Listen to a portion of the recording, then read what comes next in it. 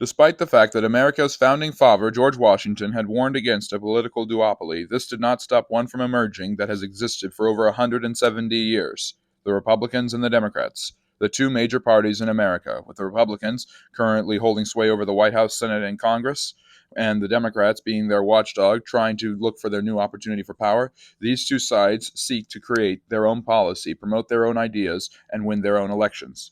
The Republican Party is usually represented by the elephant and is known as the Grand Old Party, while the Democrats, known as the Dems, are either represented by the blue D or by a donkey, a jackass. The story behind both of those is rooted in the history of the emergence of both of these parties.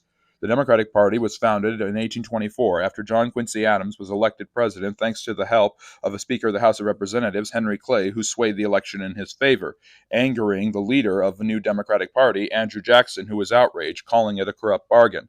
Jackson's incense would lead to the rise of the Democrats, who in Congress stymied John Quincy Adams' agenda and did everything they could to get Jackson back in the White House. Jackson's opponents hated him, fearing that the bullish general was too much of a jackass. Jackson liked the symbol so much that it became the new symbol for his party.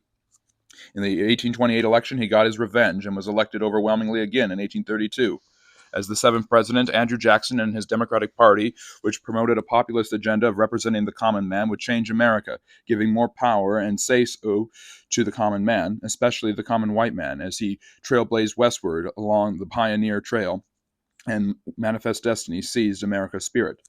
Thanks to Jackson's vice president, one of the most brilliant political minds, Martin Van Buren, the Democratic Party ensconced itself in political power, and Van Buren was soon elected after Jackson as the second Democratic president. The Democratic Party, with its jackass as its mascot, was here to stay. Its opposition would eventually become the Republican Party 30 years later.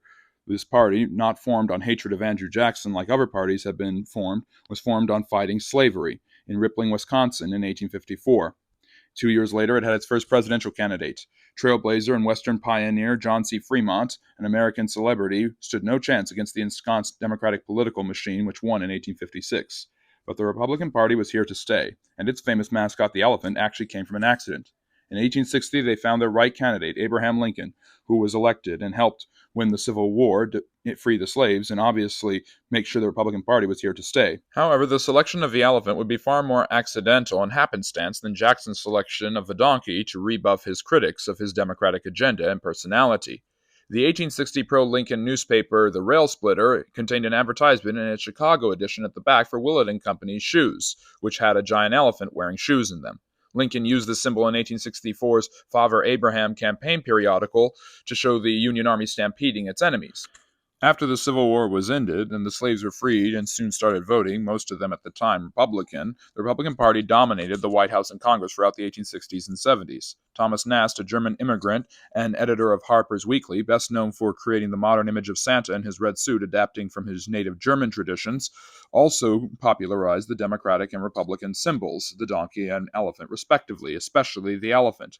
Nast had used it a little bit to criticize other Republicans, but in 1874 used it for the first time ever to criticize Democrats and propose a third term for President Ulysses S. Grant when term limits didn't exist yet for presidents. In 1876, the symbol was used again to represent Republican victory in that election, and from then on, throughout political history, the elephant has represented the Republicans in cartoons and the donkeys the Democrats, and they would be opposed to each other in many political cartoons going forward, with Nast being the first trailblazer.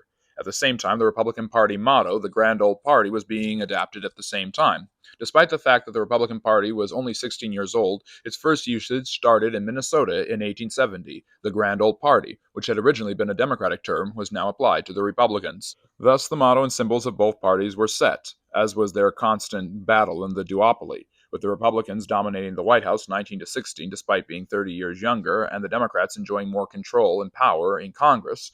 Both parties have continued the fight for 170 years, and will continue it probably for another 170 years.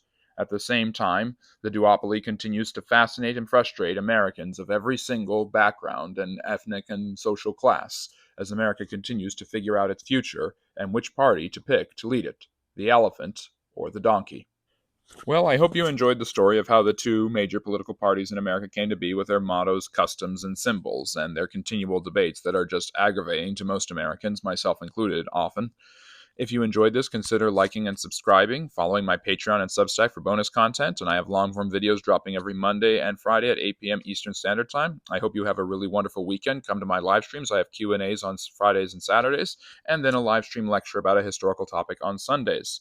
Please consider liking and subscribing, leaving a comment for feedback. I hope you really enjoyed this video and found something interesting new that you learned. And give me some feedback about how I'm doing with the channel. And I look forward to seeing you next time. Take care, have a great weekend, and remember, love history.